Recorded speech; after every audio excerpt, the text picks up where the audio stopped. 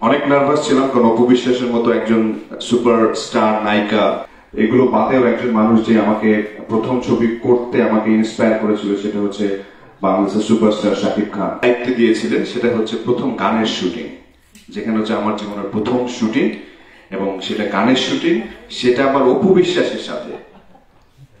So অনেক nervous ছিলাম, কারণ অপু বিশ্বাসের মতো একজন সুপার স্টার নায়িকা, ওই সময় তার সাথে কাজ করাটা আমার জন্য অনেক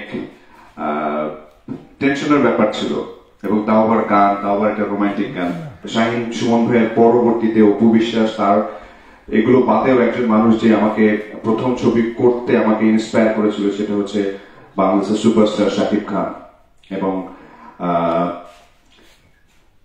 সেটারও অনেক গল্প আছে, এটা বলতে গেলে আরো অনেক অনেক বড় বড় লেন্দি হয়ে যাবে। আমি শাকিব ভাইয়ের ওই দিন যখন ছবি শুটিং শুরু করার আগে যে ফ্যানটা ছিলাম, এবং প্রথম যেদিন শুটিং শুরু করেছিলাম গানের পরবর্তীতে শাকিব খানকে জীবনে প্রথম যেদিন দেখেছিলাম, ওই দিন দেখে ওনার সাথে আমার প্রথম দিনই প্রায় 6-7 ঘন্টা একটা আড্ডা হয়েছিল।